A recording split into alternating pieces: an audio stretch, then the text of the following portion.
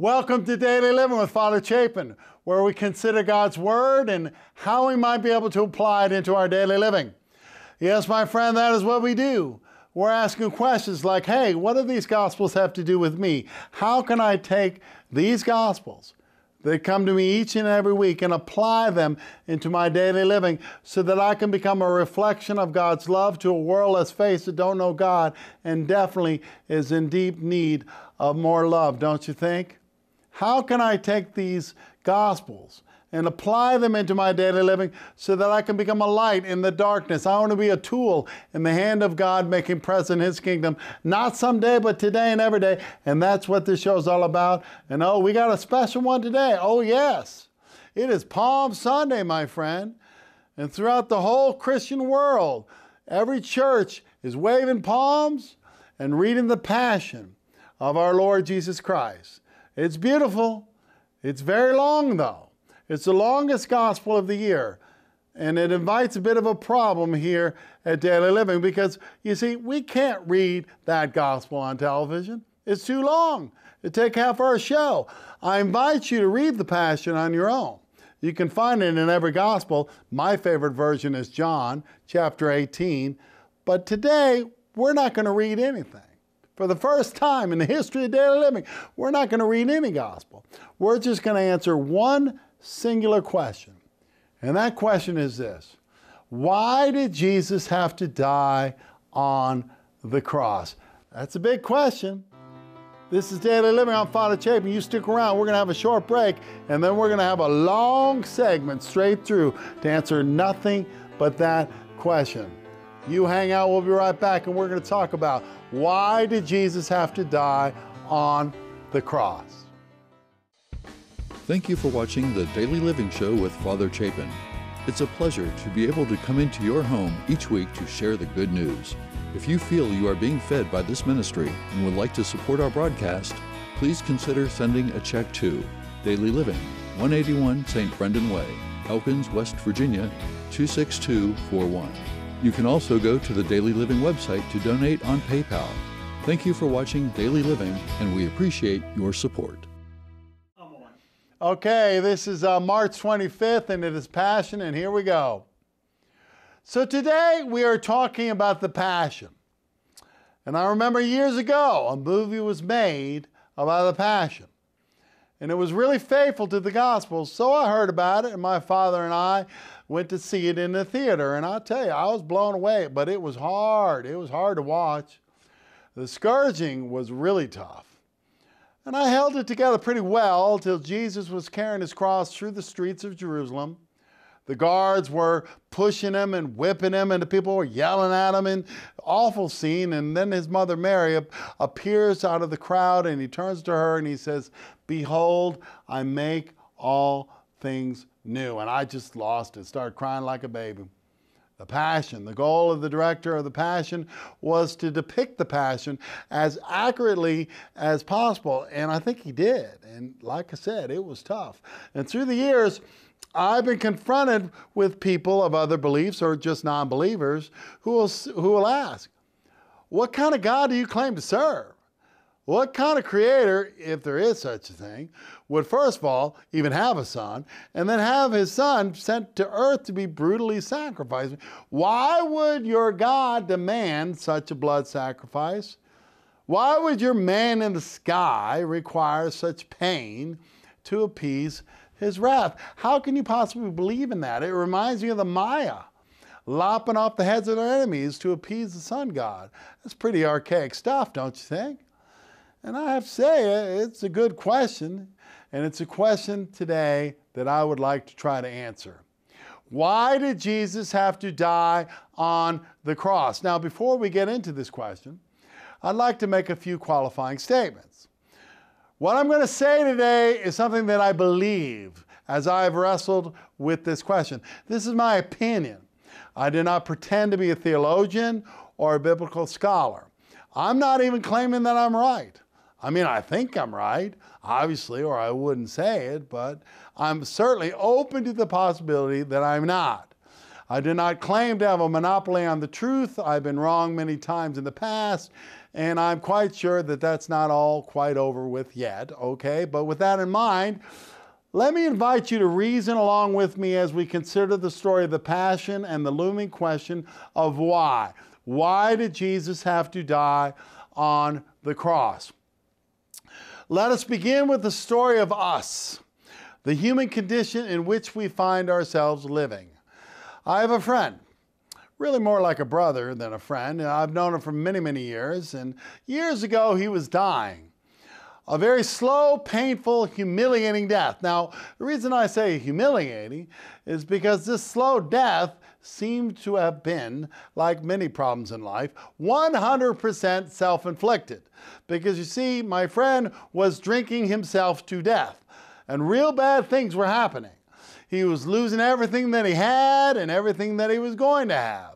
He lost his marriage, lost his job, he was losing his health, he was losing his friends, and finally he lost his freedom as they locked him up in jail for DUI. Now the thing about my friend, he's not a dumb guy. In fact, he's one of the smartest people I know. So it didn't make any sense. I mean, really? You're losing everything and you just can't stop? I didn't understand. I remember one time I said, maybe you should pray to the Blessed Mother. And he about took my head off. I mean, he was so angry. He had so much rage inside. Humiliated. He must have told me 50,000 times, I'm going to stop drinking. I'm going to stop. Or I have stopped, but he couldn't. It was bigger than him. I remember one time I went to visit him in jail. And they brought him out in one of those little cubby holes, you know, with the glass. You ever done this? Okay, it's awful. And he's wearing that orange jumpsuit. And I've never seen him behind the mirror. He's so sad and defeated, humiliated. And as we were sitting there talking behind the glass, he swore, you know, if I get out of here, when I get out of here, I am never, never, ever going to drink again. And soon he did get out. And lo and behold, soon he did drink again. Not only did he drink again, but he drank so much that he drove home and couldn't remember it. I mean, can you imagine that? He woke up the next morning with morning terror, and what followed was a very dark conversation with himself in the mirror, as he just came to accept the fact, I'm going to die drunk, period. I can't stop, I can't do this, and he even contemplated suicide. Question is again, why? Like I said, he is a very intelligent guy. He is a very strong-willed person. Most stubborn guy I know. It didn't make sense. Well, fortunately, this story has a happy ending. Because in time it happened that he came to find other people who were also drunks. But they didn't drink. They had found a solution. And they told him that if he was willing to do exactly what they told him he needed to do, he could live sober. And he didn't believe them. In the beginning, he didn't believe them. It seemed ridiculous to him. They told him that what he had was a disease, and he didn't believe that. But he was in so much pain, and pain has a way of becoming a great motivator.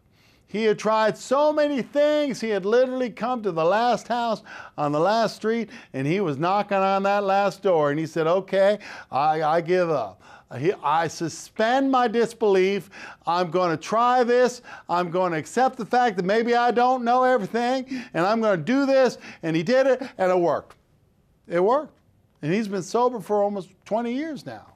I mean, nothing, 100%. Now, as you can imagine, we've talked a great deal about this through the years. And he told me that in the end, it all came down to one thing that he heard. Just one thing that he learned that ended up making all the difference. He told me that this one thing that he learned ended up becoming the most important thing he has ever learned in his life. Now, I want you to think about that. I mean, I've learned a lot of important things in my life. Number one is it's not about you, and it never was. I mean, that ranks up there. But to say that I've come up with the most important thing that I've ever learned in my life, I don't know. I'd be hard-pressed, but he did. Said he heard it after being sober for about 40 days, maybe 50 days. And he had gone that long before, a time or two. Jail was particularly helpful with that one. But this time it was different. One day he woke up in the morning and the compulsion The obsession was gone. What he'd been fighting with for so long had been taken away. He didn't even feel like drinking. It had lost its flavor. Now, up to this point, he hadn't done a whole lot. I mean, he was going to the meetings, right? He was showing up. He was talking to these people about things, but he hadn't really bought 100% into the whole idea yet. But then he met an old man named Hank. And Hank was a crusty old man, you know, that kind of fellow, not real subtle. And he told Hank, he said, man, I woke up this morning and I just feel great. You know, like Tony the Tiger, I feel great. I've never felt this way before. I don't even want to drink. I feel fantastic. I feel great. And the old man looked at him and said, you don't feel great. You feel normal. You've been feeling like garbage for so long, you don't even know what normal feels like. He didn't like that. My friend, he didn't like that. In fact, he got irritated. And he was walking away thinking, how's that old man even know what I feel like? How does he have the gall to even say such thing? And as he was walking away, the old man said this, and this is it. Okay, this is it. The most important thing he ever heard in his life. Your problem is not drinking. Your problem is that you can't stand the way you feel sober. That's your problem. Now, at the time, the first time he heard it, was not a life-changing, booming epiphany from the sky. But in time, as he sat with those words, you can't stand the way you feel sober, he began to understand. And the more he thought about it, the more he realized, you know what? That old man was right. The only reason he ever really wanted to drink in the first place is because he wanted to change the way he felt. And the only reason he wanted to change the way he felt is because he didn't like the way he felt. Now, I say all of that to say this. I believe that this perfectly encapsulates the human condition. We don't like the way we feel. I mean, we can run from it, but we can't hide. We can pretend it's not there, we can deny it, but most of the time, whether consciously or unconsciously, we are masking pain. We are covering emptiness. We are trying to fill the God-shaped hole, and we become aholics. And there's a lot of aholics.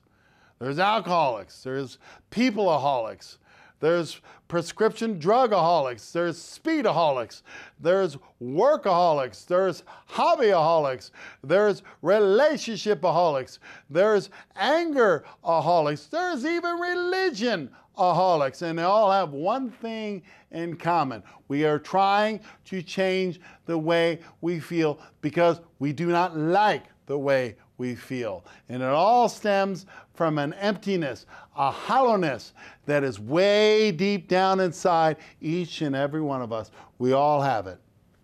For some it's dramatic, for others it's subtle, but it's always there. We wake up with it in the morning and we lay down with it at night. This subtle anxiousness from which we cannot escape. Why? Well, that's a $100,000 question, my friend. But let me take a stab at it. I am of the belief that we were all created by a creator. We are not some cosmic accident that rose from the primordial soup. We were all created by a creator.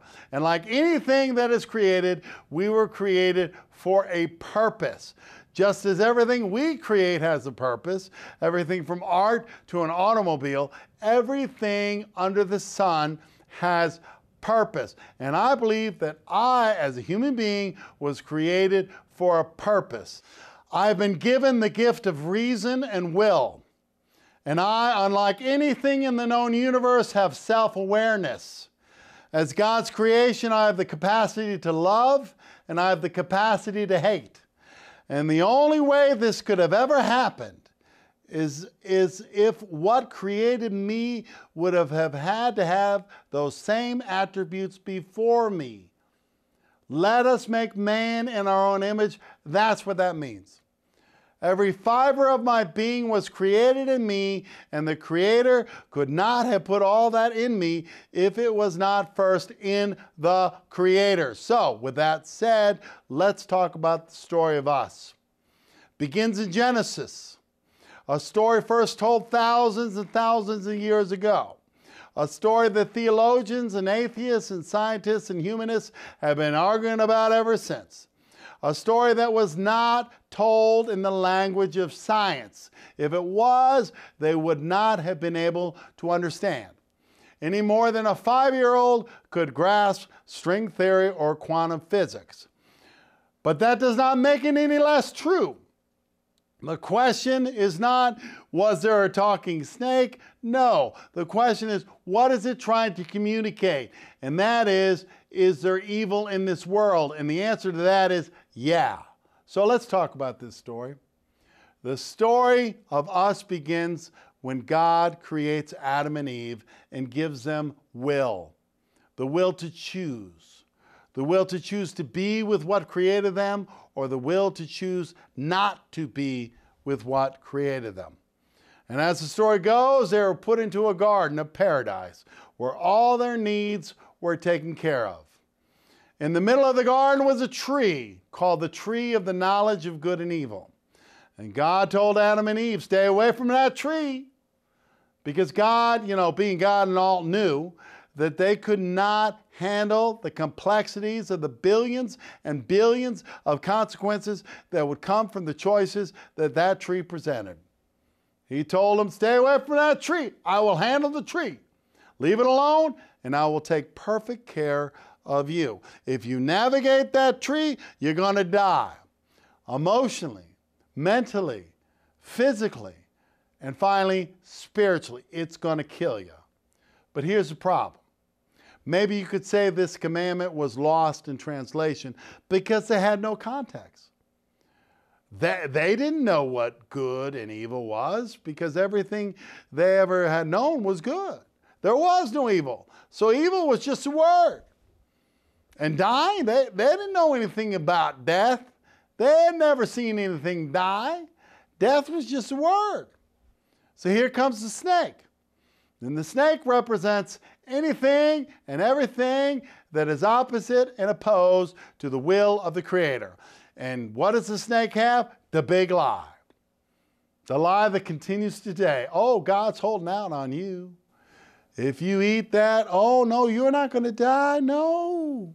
God knows full well if you eat of that tree, you will be as God. And you can become the God of your own life. Now, they might not have known what good and evil was, and they might not have known what death was, but they seem to have had a pretty good idea of what being God was, and that sounded pretty good. So they figured, well, if I can be as God, then I can be as equal to God. So, as it says, the fruit was pleasing to the eye, and it looked good to eat, and it was desirable for gaining wisdom. Now, watch this, okay? If sin is anything outside of the will of the Father, and when it comes knocking at our door, we know it because that feeling rises up in our chest. Stay away from that, stay away from that. But whatever that is, it is pleasing to the eye and it has flavor. And we all take that bite, don't we? We all fall down. We all fall down. Every once in a while, people will come up to me and say, I don't understand. Why am I held responsible for what Adam and Eve did? And I say, oh, my friend, you did that all yourself. Adam and Eve had nothing to do with that because guess what? We're all sinners. We all fall short of the glory of God. The wages of sin is death, and the consequences of sin is separation from the God who creates us to be in union with Him. And that is where the emptiness comes from. And that is the source of the anxiety. And that is why we want to change the way we feel. The God-shaped hole comes from the fact that we were created with purpose. And our purpose was to have a conscious contact with our Creator, to be in union with our God, and we are not. Which brings us back to our question. Why did Jesus have to die such a cruel death on the cross? A question that has been asked throughout the centuries. Who is Jesus and why did he have to die on the cross? Over the last 2,000 years, there's been much debate over that question about Jesus. Last week we talked about those Greeks, remember them? Coming up to Philip, sir, we'd like to see Jesus. That's kind of the fundamental question that drives Christianity, isn't it, sir? We would like to see Jesus, and we would. But who is Jesus? And why did Jesus have to die on the cross? Well, a clue can be found in the 18th chapter of the Gospel of John. Jesus is dragged before Pilate. And Pilate, he's a nasty man. He had zero patience for anything Jewish. Caesar had sent him to this desolate outpost, to an empire outside the empire, that were on the edges of the empire, and he probably would rather be just about anywhere else but here, and he's irritated by this intrusion. And so he asked Jesus, face to face, are you king of the Jews? In other words, are you planning on starting a revolution to overthrow the government? And Jesus responds, do you say this on your own, or have others told you this? Well, first of all, Pilate's not used to people talking to him this way. He's not amused. He says, what, am I a Jew? Your priest brought you to me. And Jesus responds, my kingdom is not of this world. And Pilate says, oh, you are a king. And then here it comes, the big clue to our question. Why did Jesus die on the cross? You say I'm a king. For this I was born. For this I came into the world, to testify to the truth. And everyone who belongs to the truth listens to my voice. And what does Pilate say? He says, truth? What is truth? Boy, let me tell you. That's it. That's it. That's the absolute grand finale of the consequences of the tree of the knowledge of good and evil. Right there. Truth. What is truth? We live in a world, my friend, where there is no truth.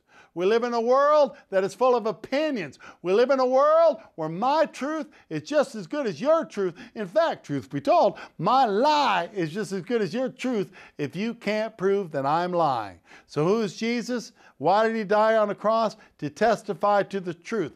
And what is the truth? The original blueprint, my friend. The original plan. Summed up so beautifully by the great St. Augustine. We were created by God, we were created for God, and our hearts will remain restless until they find their rest in God. Period. And that's it. That's the truth. But our sin separates us from the God who created us to be in union with Him. So we have the anxiousness. So we have the emptiness. So we have the hollowness. So what to do? Imagine you're a painter and you've just painted your masterpiece. It's perfect in every way. And you invite people to come and enjoy your painting with you, experience the joy along with you. And you set up your painting on an easel in your studio and you look out the front window and you see one of them big yellow school buses pull up and you watch a pile of children coming out of the bus. And each and every one of those children has a black Sharpie in their hand. Can you see how about now you want to come up with law? Can you see how you might want to close the door of the studio, put up a sign, and what is the sign going to say? Maybe no Sharpies in here. You see, my friend, there is a law. And it's a universal law when it comes to eternity, when it comes to perfection, when it comes to God's masterpiece. And that law is this: no sins in here. You will be separated. So again, what to do? We're all sinners. We can't unsin ourselves. There's no soap to wash it away. There's no bleach to clean it. The door of eternity was closed. Why did Jesus have to die on the cross? Because the Creator decided to deal with that closed door. A door that we ourselves could not possibly pry open. Why did Jesus have to die on the cross? For God so loved the world that He gave His only Son, so that everyone who believes in Him may not die, but have eternal life. My friends, He opened that door by sending His Son to take on the consequences of the tree of the knowledge of good and evil, and He reversed it. And that is why Jesus died on the cross. So again, why did Jesus have to die on the cross? Well, he died on the cross so that all that causes you anxiousness, all that causes you separation, all that causes you emptiness, all that causes you hollowness, all that causes you shame, every lie, every wicked act, every consequence of every choice we have ever made that falls outside the will of the Father, all of it restored. Why did God crucify his Son? Because we did. God loves us so much that he allowed Jesus to die on the cross because of our separation. He wanted to restore it. He wanted to open the door. Jesus dies on the cross so that we can find our purpose, and our purpose is to be in union with him. My friends, we are sliding into Passion Week. Find a cross. Meditate on what it means. Jesus died on that cross for you. Jesus died on that cross for me. And next Sunday, he will walk out of that tomb and rise from the dead. And on that day, we did too. And that, my friend, is why Jesus hung and bled and suffered and died on the cross.